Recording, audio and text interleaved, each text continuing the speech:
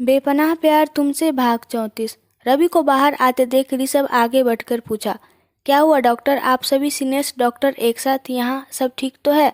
अंदर क्या हो रहा है? आरव आरव ठीक है? ऋषभ के अचानक सामने आ जाने और इतने सवाल पूछने के कारण रवि पसीने से तरबतर हो जाता है। उसे बार बार यही लग रहा था कि कहीं ऋषभ उसे पहचान न ले। अगर मैं इस गेटअप में पकड़ा गया तो सवालों की बौछार शुरू हो जाएगी। वो परेशान सा अपने कांपते हाथों से कभी फोrehead पर आई पसीने को पोंछता तो कभी चश्मे को ठीक करता। तभी अनु घबराई हुई बोली, क्या बात है डॉक्टर, आप कुछ बोल क्यों नहीं रहे हैं? मेरा भाई तो ठीक है ना? दरवाजे से वो कमरे के अंदर झांकने की कोशिश करने लगी। तभी दोनों कांस्टेबल ने उसे ऐसा करने से मना किया। मैम अंदर डॉक्टर है, आप 2 मिनट रुकिए, वो अभी बाहर आकर आपको सब कुछ बता देंगे। अनु, आप 2 मिनट की बात कर रहे हैं, मैं यहाँ 1 सेकेंड नहीं रुकूंगी। और गुस्से में अनु अंदर घुस जाती है। अंदर घुसते ही अवाक सी आरव के मुंह को व्हाइट चादर से ढका देख अपने दोनों गालों को पकड़ते हुए जोर से चिल्लाई। आरव और नीचे फर्श पर धम से शिथिल हो बैठ गई। अनु की आवाज़ इतनी तीव्र थी कि सभी के कानों को भेदकर सीधे दिल में जा चुभी, मानो उसके आवाज़ में दर्द और दुख का सैलाब हो। अचानक उसके मुंह से आरव सुनते ही सभी एक दूसरे का मुंह देखने लगे और सब एक साथ आईसीयू रूम में घुस गए। अंदर घुसते ही सबसे पहले नज़र फर्श पर असहाय सी बैठी अनु पर पड़ी और वो एक टक से फर्श को देख रही थी। ऋषभ उसे तुरंत पूछा, क्या हुआ तुम्हें, ऐसे नीचे क्यों बैठी हो? वो आंसू भरी नज़रों से रोते हुए बोली, सब कुछ खत्म हो गया ऋषभ जी, सब कुछ खत्म हो गया। अचानक सबकी नज़र दोनों डॉक्टर के सामने बेड पर पड़ी और सभी एक साथ अपने मुंह पर हाथ रखकर चिल्ला पड़े और मानो उस पल में जैसे सारी दुनिया ही रुक गई थी। जो जहाँ थे वहीं खड़े रह गए, सभी एकदम से सुन। किसी के पास कोई शब्द ही नहीं था बोलने के लिए। सभी एकटक से चादर से ढकी आरव को देख रहे थे। तभी मानो एक बवंडर आया और सभी जोर से चिल्ला पड़े। अनु की माँ तो बेहोश होते होते रह गई। वो गिरने ही वाली थी कि रवि पीछे से आकर उन्हें पकड़ लेता है। आंटी संभालिए खुद को। रवि अपनी तिरछी निगाहों से सभी को देख रहा था। वो तो उसे उस समय मौका मिल गया जब सब एक साथ कमरे में आए और वो जल्दी से खुद को संभालते हुए सबकी नज़रों से बचते हुए कमरे से बाहर निकल गया।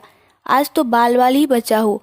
अब ये मेरा आखिरी क्राइम था, इसके आगे अब कोई क्राइम नहीं करूँगा। अपने आप को स्टेबल करते हुए वो अनु की माँ को संभालने लगा। आंटी मैं जानता हूँ ये सब ठीक नहीं हुआ, पर अब जो हो गया उसे बदला तो नहीं जा सकता। शायद आरव का साथ इतना ही लिखा था हमारे साथ। खुद को संभालिए, अगर आपको कुछ हो जाएगा तो अभी तो अनु को आपकी ज़रूरत है। प्लीज़। रवि मगरमच्छ के आंसू लिए अनु की माँ को संभालता रहा। इधर ऋषभ परेशान सा डॉक्टर से बात करने लगा। डॉक्टर ये अचानक कैसे हो गया? आपने तो कहा था कि आरव को होश आ गया था, वो बिल्कुल ठीक है। तो ये सब मुझे समझ नहीं आ रहा है। कहीं आप लोग हमसे कुछ छिपा तो नहीं रहे हैं?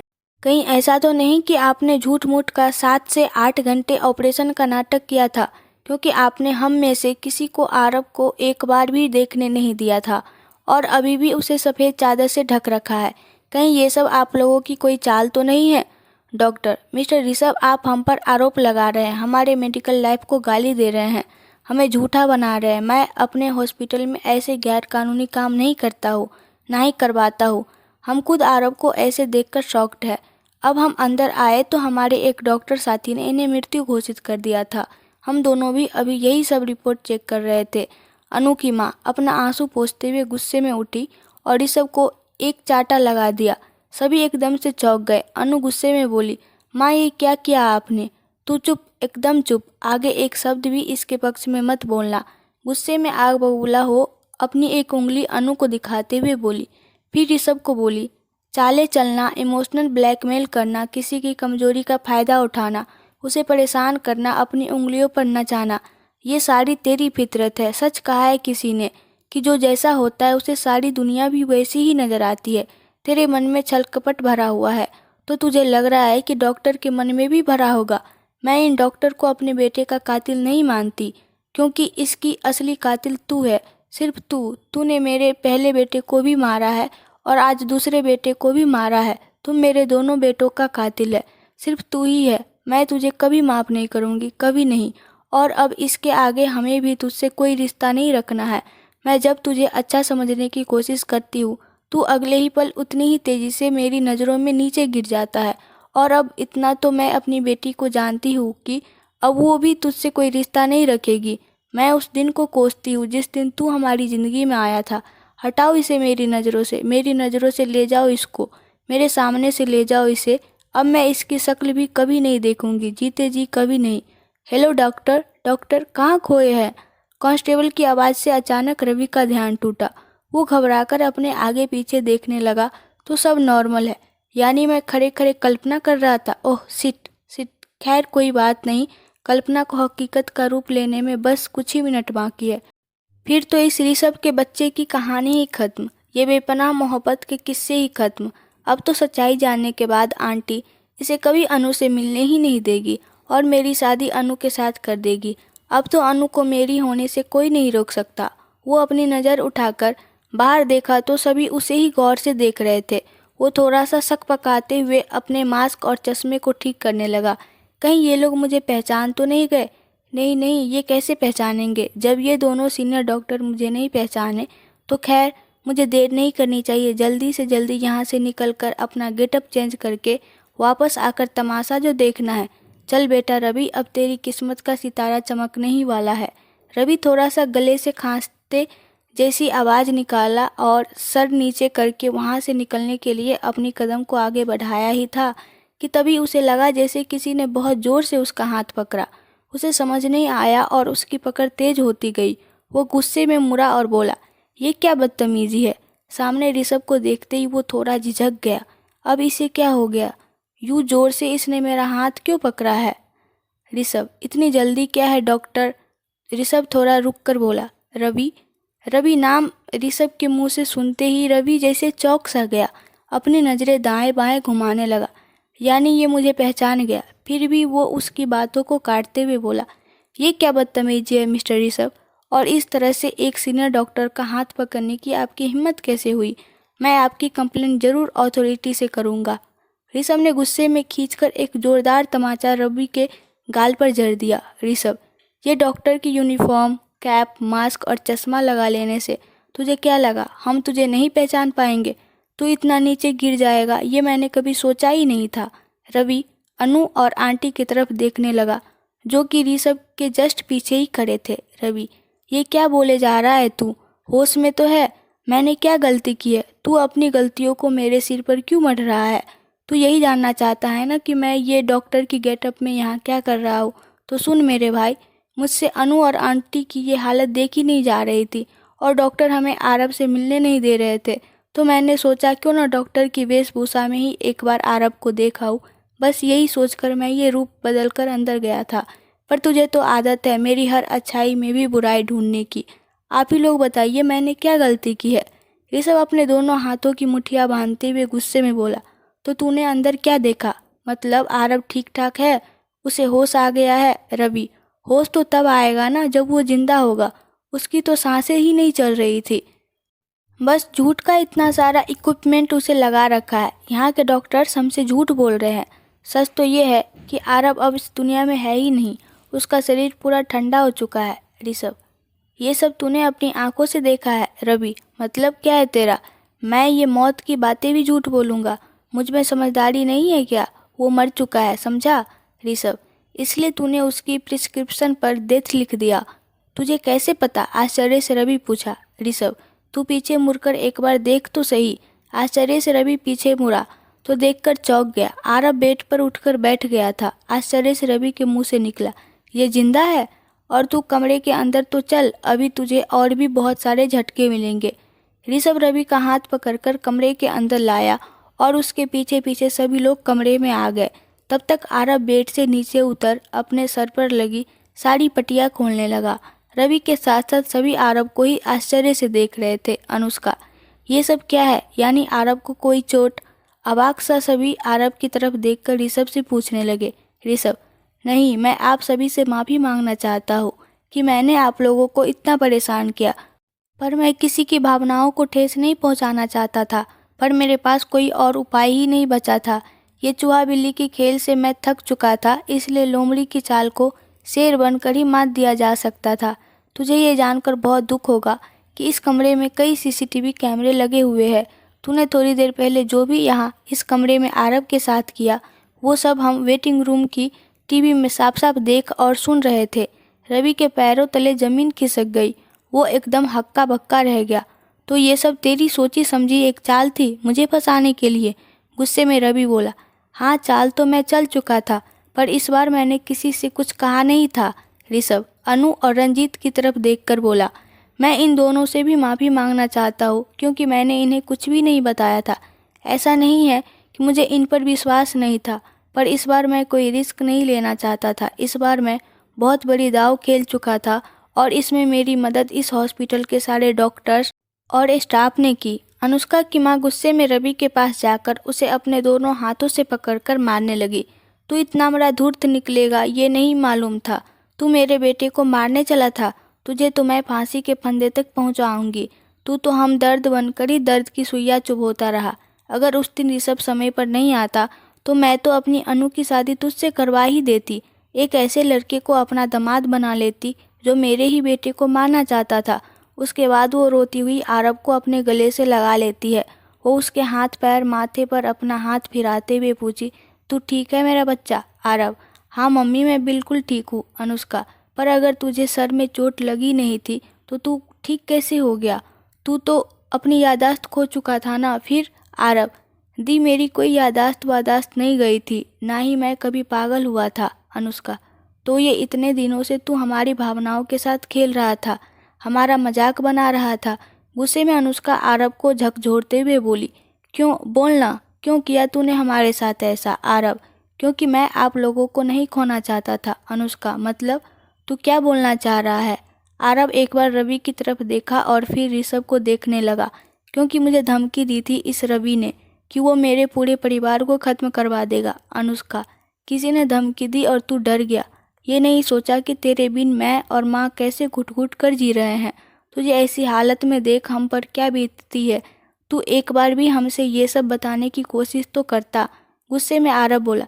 कैसे बताता दी? आप जब भी मिलने आती थी इस रवि को साथ लेकर आती थी, या फिर इसके आदमी आपके पीछे खड़े रहते थे। आप कभी भी ऋषभ भैया के साथ नहीं आई थी और रवि को देखते ही मुझे पागलपन का नाटक करना पड़ता था।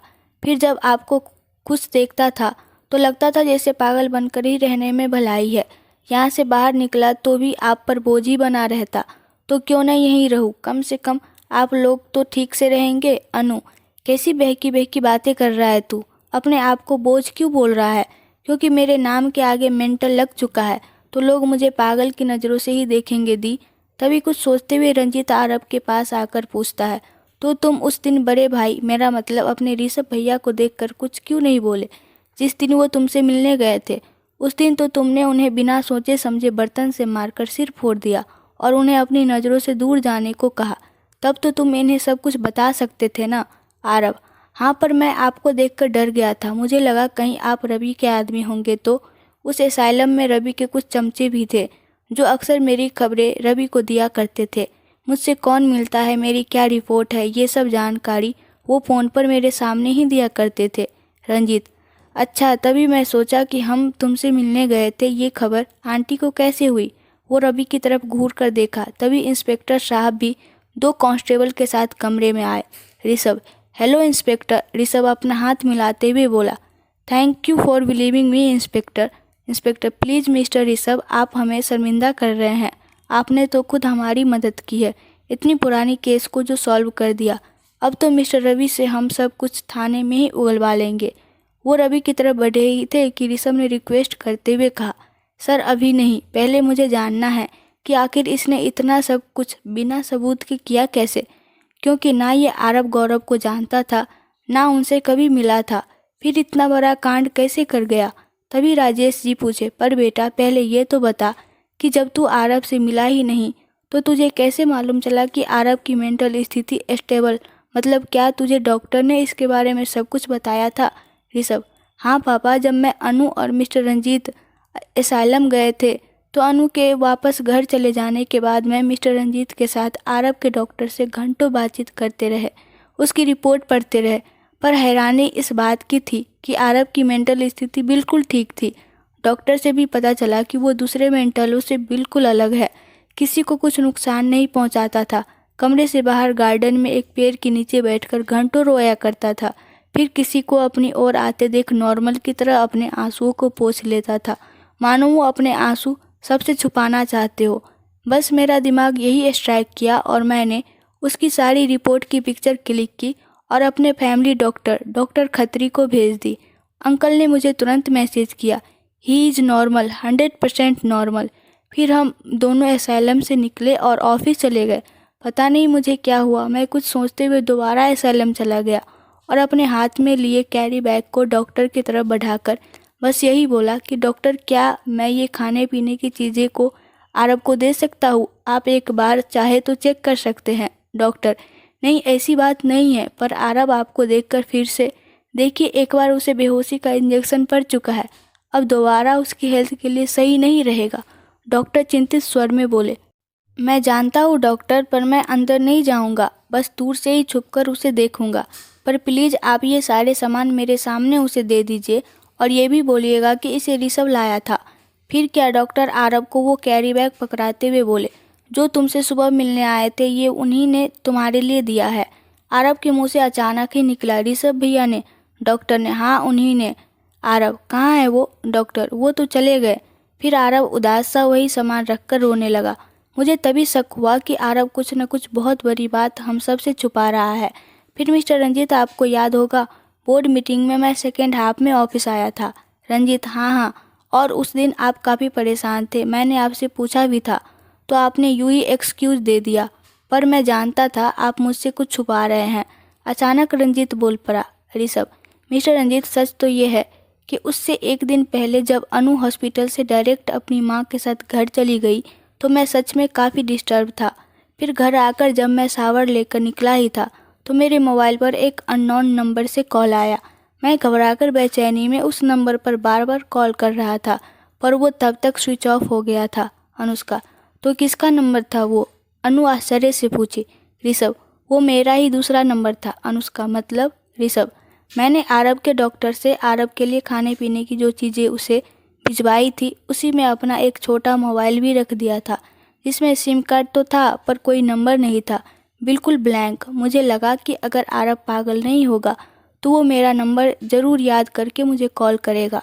पर इतने दिन बीत चुके थे, आरब ने कोई कॉल नहीं किया था, तो मैं थोड़ा नाउम्मीद ज़रूर हो गया था। तभी तो मैं उनकी यूनिवर्सिटी चला गया था, जहाँ से मैं निराश होकर ही लौटा था। पर जब आरब ने मुझे कॉल किया तो अंधेरे में मुझे एक रोशनी की किरण नज़र आई, पर अगले ही पल कॉल नहीं उठा पाने का अफसोस भी हुआ। तभी आरब बोला, हाँ मैंने ही आपको कॉल किया था, पर जब आपने कॉल नहीं उठाया तो मैं डर से स्विच ऑफ कर दिया, क्योंकि अगर कोई मेरे पास मोबाइल देख लेता तो वो मुझसे छीन लेता, और मैं आपको सब कुछ बताना चाह रहा था।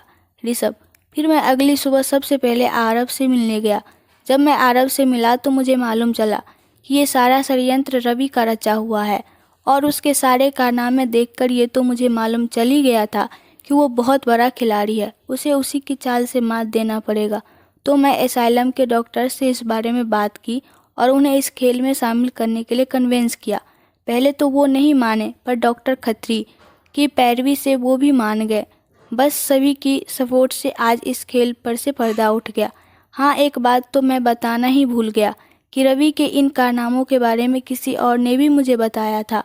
पहले तो मुझे लगा कि वो मुझे आपसी नफरत के कारण ऐसा बोल रही है, पर बाद में सोचा एक बार चलकर देखने में क्या हर्ज है। इसलिए मैंने तुरंत आरब गौरव के यूनिवर्सिटी जाने का प्रोग्राम बना लिया। अनुष्का पूछी, कौन थी वो? अगर आपको इस कहानी के आगे का पार्ट देखना है तो कमेंट में बताएं, और प्लीज़ आप लोग मेरे चैनल को सब्सक्राइब कर दो।